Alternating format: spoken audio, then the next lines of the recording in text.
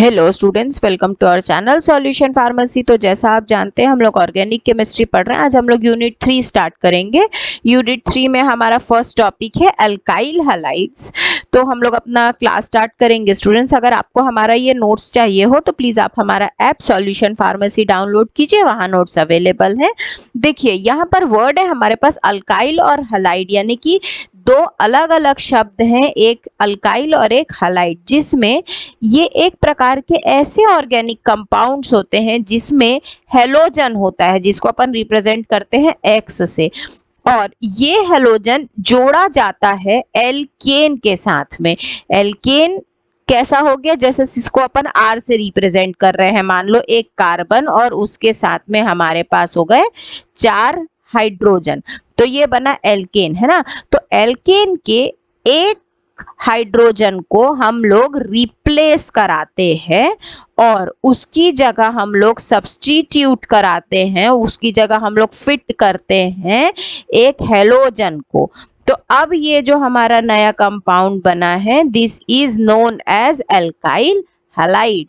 और इसीलिए हम लोग इसका जनरल फॉर्मूला लिखते हैं RX। R रिप्रेजेंट करता है अल्काइल पोर्शन को और X रिप्रेजेंट करता है हमारे हेलोजन पोर्शन को, जिसमें हम क्लोरीन, फ्लोरीन, ब्रोमीन, आयोडीन चारों में से कोई सा भी हेलोजन प्लेस कर सकते हैं। सपोज हम लोग इस स्ट्रक्चर की बात करें, एनलार्ज स्ट्रक्चर की बात करें, तो जो हमारा अल्काइल के लिए C था वो लिखा, 3 साइड पर हाइड्रोजन्स लिखे और एक जो जगह खाली है वहां पर हमने हेलोजन रखा।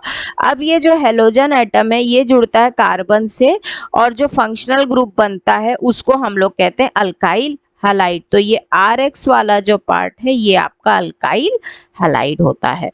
तो इसमें अगर हम एग्जाम्पल्स के अकॉर्डिंग देखें तो हमारे पास है CH3, एक कार्बन, उसके साथ 3 में हाइड्रोजन लगा हुआ है और उसके साथ में Cl, तो ये बना CHCl3 मिथाइल क्लोराइड। ऐसे ही अगर हम इसका क्लासिफिकेशन करें तो अल्काइल हैलाइड का जो क्लासिफिकेशन है वो इस बात पे भी डिपेंड करता है कि उसमें हेलोजन्स कैसे अटैच हैं। इस बेसिस पे ये प्राइमरी, सेकेंडरी और टर्शरी में भी डिवाइड होता है, जैसे 1 डिग्री, 2 डिग्री और 3 डिग्री। एक एक करके देखते हैं। देखिए स्टूडेंट, जैसे मान लीजिए हमारे पास कार्बन है, इसमें इधर अल्काइल का चेन है और 2 जगह हाइड्रोजन जुड़े हैं, तो इस कंडीशन में जब प्राइमरी वाले कार्बन के साथ में हेलोजन अटैच होता है उसको हम कहते हैं 1 डिग्री अल्काइल हैलाइड।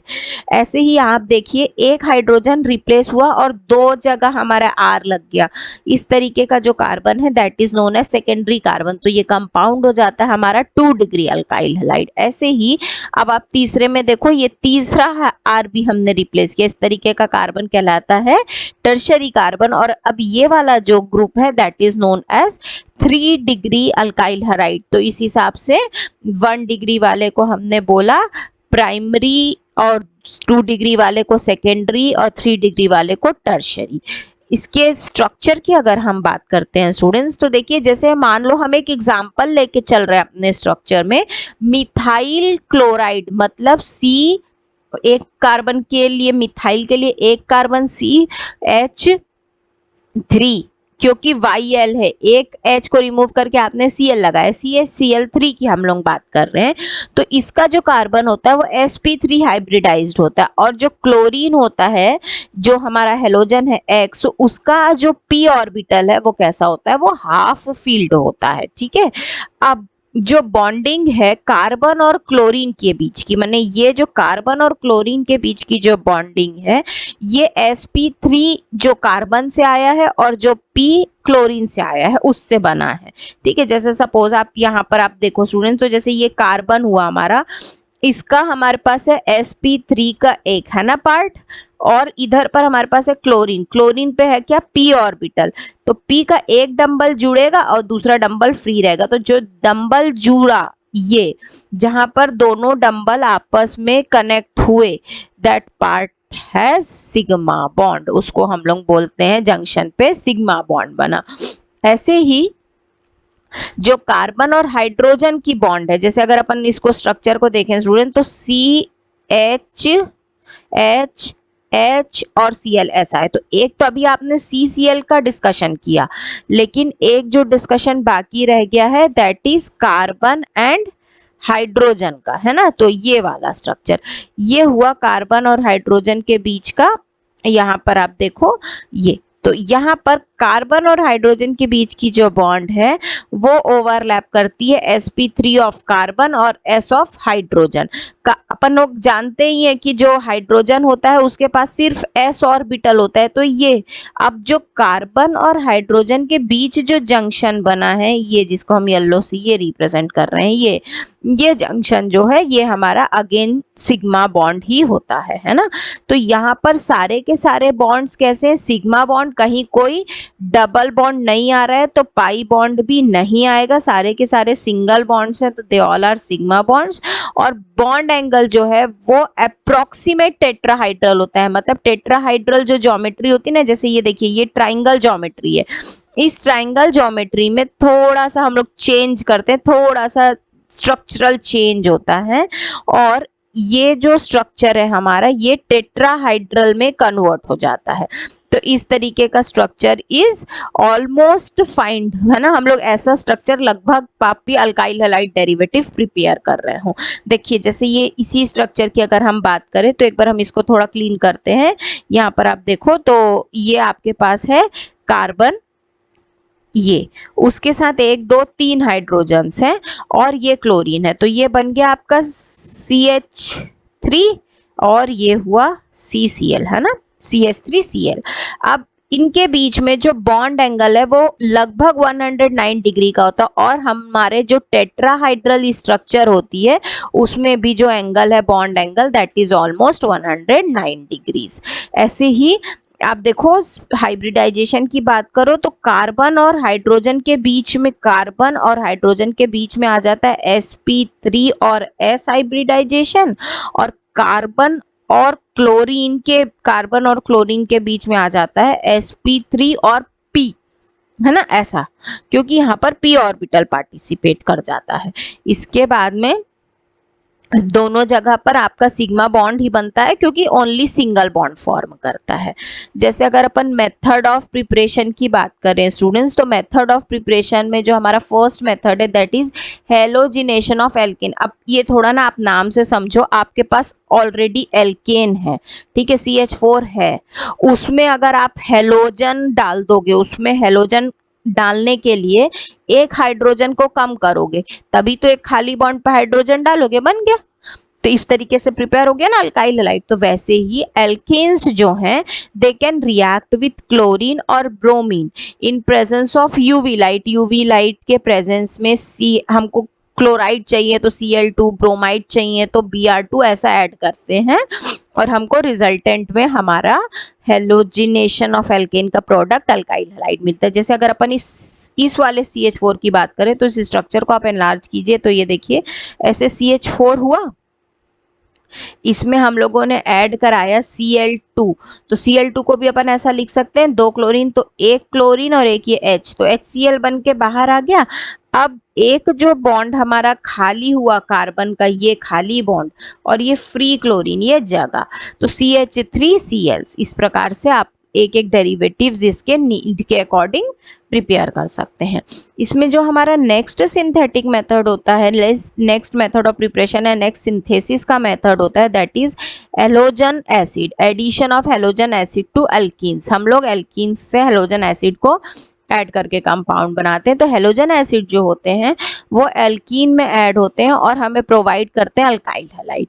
और हमेशा यहाँ पर मार्कोनिकॉफ रूल फॉलो होता है, एंटी मार्कोनिकॉफ रूल भी फॉलो हो सकता है। अगर हम इसमें हम लोग जैसे अगर एंटी मार्कोनिक की बात करें स्टूडेंट्स, तो अपन ने एंटी मार्कोनिक के समय देखा था कि हमेशा वहाँ पर ऑर्गेनिक परऑक्साइड्स पार्टिसिपेट करेंगे। अगर ऑर्गेनिक परऑक्साइड्स हम लोग ऐड करा दिए तो हमारा प्रोडक्ट मार्कोनिक्स को फॉलो ना करके एंटी मार्कोनिक्स को फॉलो करेगा। फॉर एग्जांपल आप इसको समझिए, जैसे हम लोग इस कंपाउंड की बात करें इथाइलिन, यहाँ आप देखिए एक कार्बन के साथ ENE लगा है, मतलब 2 बॉन्ड है, बाकी के जो 2 खाली बॉन्ड है उसमें हाइड्रोजन्स लगे हुए हैं, ऐसे इस प्रकार से, है ना। अब आप ऐड करा रहे हो हाइड्रोजन आयोडाइड, आयोडाइड और हाइड्रोजन के बीच का भी बॉन्ड टूटा, यहाँ से फ्री हुआ I और यहाँ से ये कार्बन कार्बन के बीच का जो डबल बॉन्ड है उसको हम लोग तोड़ते हैं, ये देखिए इस प्रकार से। अब नया स्ट्रक्चर कैसा बना, ये CH2 सिंगल बॉन्ड C, इधर भी CH2 और इन दोनों कार्बन्स के पास एक एक हमारा खाली बॉन्ड डेवलप हो गया जो डबल बॉन्ड के टूटने से बना। मतलब अब इन दोनों के पास एक एक खाली जगह है। आपके पास है यहाँ H और I, एक जगह I को भेजिए और एक जगह H को भेजिए। अब ये H2 से कन्वर्ट हुआ 3 में और ये कन्वर्ट हुआ CH2I में, तो यही इथाइल आयोडाइड जो है वो हमारा प्रोडक्ट है। इसके बाद नेक्स्ट हम बात करते हैं प्रोपीन की, तो CH3CH डबल बॉन्ड CH2, उसमें हम लोग HBr ऐड करा है। अब देखिए जब स्टूडेंट रूल के हिसाब से अगर मार्कोनिक्स प्रोडक्ट बन रहा होगा, सिंपल डबल बॉन्ड ब्रेक होगा, जिसके पास वो कार्बन जिसके पास हाइड्रोजन ज्यादा है, हाइड्रोजन अपने आप उसी के पास गया, ये CH2 से कन्वर्ट हुआ CH3 में, और ये जो हमारा एक कार्बन फ्री था ब्रोमीन वहां अटैच हो गया। बाई एनीवेज हमारे पास पर ऑक्साइड भी अवेलेबल है। नाउ हम लोग मार्कोनिक्स को ओबे नहीं कर सकते, अभी हमारे पास ऑप्शन क्या हो गया, एंटी मार्कोनिक। जैसे ही आपने पर ऑक्साइड ऐड कराया, पर ऑक्साइड के केस में आपका रिएक्शन चेंज हो गया। अब hydrogen will move towards the carbon which has less number of hydrogen, जिसके पास कमी है हाइड्रोजन उसके पास चला गया, तो एक से बढ़ के 2 हो गया, और ये जो ब्रोमीन था वो इसके पास, तो इस प्रकार से CH2Br बना। तो प्रोडक्ट में थोड़ा चेंज हुआ as per Markovnikov's of rule and as per anti Markovnikov's of rule, या फिर जिसको आप लोग खराश इफेक्ट भी बोल सकते हैं वो। इसमें हमारा नेक्स्ट प्रिपरेशन मेथड होता है, that is addition action of halogen acid on alcohol. देखो हेलोजन एसिड, ठीक है, एक हेलोजन अपन ले रहे हैं ब्रोमीन, एसिड है तो H ऑन एल्कोहल्स। अब देखिए यहाँ पर अल्कोहल रिएक्ट करता है HBr के साथ और प्रिपेयर करता है अल्काइल ब्रोमाइड, जबकि जो अल्काइल क्लोराइड है वो प्रिपेयर करते हैं action of dry HCl in presence of zinc chloride catalyst. ठीक है, यहाँ देखिए आपके पास है HCl या HBr, आपके पास है अल्कोहल यानी कि C2H5OH और HCl, आपने HCl डाला तो HCl का H और OH क्या रिलीज हुआ, वाटर, और आपका कंपाउंड बन गया C2H5 विथ वेकेंट बॉन्ड, और ये यहाँ क्लोरीन फ्री है तो क्लोरीन अटैच हुआ तो बन गया इथाइल क्लोराइड। ऐसे ही अपन ने प्रोपाइल अल्कोहल के साथ किया तो ये बन गया L प्रोपाइल ब्रोमाइड। नेक्स्ट इसमें स्टेप होता है that is action of phosphorus halide on alcohol. Phosphorus halide का अल्कोहल के साथ रिएक्शन, तो alcohol reacts with phosphorus halide to form alkyl halide, इससे अल्काइल हैलाइड बनाना है। देखिए आपके पास है अल्कोहल मतलब अगेन C2H5OH, ठीक है, एक और मॉलिक्यूल C2H5OH, आपके पास टोटल कितने OH मॉलिक्यूल्स हो गए, 1 और 1 2, टोटल आपके पास 2 OH मॉलिक्यूल है। इसको आप रिएक्ट कराइए PCl5 के साथ, एक फॉस्फोरस के साथ में 5 क्लोरीन लगे हुए हैं, ठीक है ऐसा। अब 5 में से OH वाला पार्ट है उसमें से आपने लिया HOH, क्या बना H2O, ये बाहर, कौन कौन बच गया, एक O, उसके बाद में आपके पास बच गया फॉस्फोरस, फिर उसके बाद में आपके पास बच गए 1 2 और 3 क्लोरीन, तो ये सब मिला के बनाए POCl3। नाउ क्या क्या बच गया आपके पास, C2H5 कितने 2 टाइम्स, देखिए एक ये पोर्शन C2H5 बच गया ना अभी आपके पास, तो ये C2H5 आपके पास 2 टाइम्स, इसके बाद में फॉस्फोरस और ये सब चले गए थे, कौन कौन रह गया था, एक क्लोरीन ये वाला और एक क्लोरीन ये वाला, तो उसको भी हम मेंशन करते हैं 2 molecule of C2H5 2 molecule of Cl, तो ये कंप्लीटली क्या बना देगा, C2H5 Cl all together total में 2 मॉलिक्यूल्स। इस प्रकार से हमारा फॉस्फोरस हैलाइड का रिएक्शन हुआ है अल्कोहल्स पे। नेक्स्ट है एक्शन ऑफ थायोनाइल क्लोराइड। देखिए स्टूडेंट थायोनाइल, थायो word is for sulphur, sulphur के लिए हम थायो वर्ड यूज करते हैं, तो थायोनाइल क्लोराइड का मतलब होता है SOCl2। SOCl2 जो है वो रिएक्ट करेगा अल्कोहल के साथ। अगेन जब हम अल्कोहल के साथ रिएक्शन कराएंगे तो हमको फिर से OH फ्री मिलेगा, OH, और यहाँ पर है SO, तो O और H के बीच की जो बॉन्डिंग है वो भी टूटेगी। अब आपके पास O फ्री है, H फ्री है, SO और ये O, SO2 सल्फर डाइऑक्साइड। जैसे कार्बन डाइऑक्साइड गैस होता है वैसे ही सल्फर डाइऑक्साइड गैस बना। अब फ्री कौन बचा? एक H, दो Cl, दोनों Cl अलग अलग करिए आप, एक H और एक Cl, तो बन गया HCl। बच कौन गया? नाउ आपके पास सिर्फ एक Cl फ्री बचा है और आपके पास है C2H5, तो ये बना लिया इथाइल क्लोराइड C2H5Cl।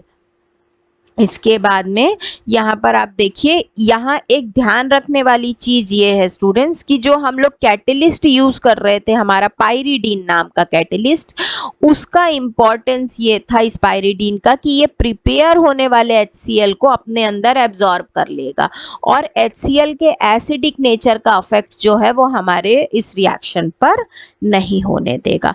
और पायरीडीन के लिए आप देख सकते हो, जैसे पायरीडीन जो है वो एक आपका साइक्लिक स्ट्रक्चर है जिसमें आपका नाइट्रोजन होता है विथ 5 कार्बन्स, है ना, तो ये 5 carbon 5 hydrogen and N, this is pyridine. इसके बाद नेक्स्ट है हमारा हेलोजन एक्सचेंज रिएक्शन। अब देखिए, एक्सचेंज करना है मतलब अदला बदली करना है ना, हमारे पास अवेलेबल है, हम लोग हेलोजन की बदली करा रहे हैं।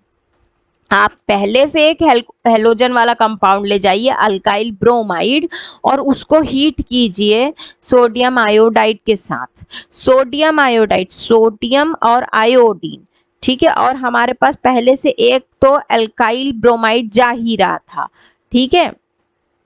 अब ज्यादा कम कुछ नहीं करना है, यहाँ पर आप जो नॉर्मल डिस्प्लेसमेंट रिएक्शन पढ़ते थे अपने स्कूल टाइम में 11th 12th में 10th में, वही डिस्प्लेसमेंट का थोड़ा सा मॉडिफाइड वर्जन है। देखिए, बिकॉज सोडियम की रिएक्टिविटी ज्यादा है तो सोडियम अपना और आयोडीन का बॉन्ड ब्रेक कराएगा और ब्रोमीन से जुड़ने की कोशिश करेगा, तो इस प्रकार से बना NaBr।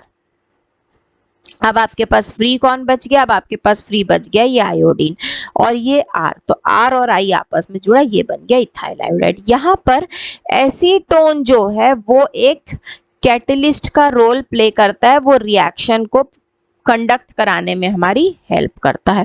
और ये रिएक्शन जो है ये हम तब यूज करते हैं स्टूडेंट जब हमको पर्टिकुलरली आयोडीन वाले अल्काइल हैलाइड्स चाहिए होते हैं, क्योंकि रीजन हमारा ये है कि बिकॉज आयोडीन का जो साइज है वो बहुत बल्की होता है, तो उसके साइज, बल्कियर साइज की वजह से हम लोग कहीं भी कोई भी रिएक्शन में आयोडीन को बहुत फ्रीक्वेंटली यूज नहीं कर पाते, ऐसा हमने स्टार्टिंग की यूनिट्स में भी पढ़ा है।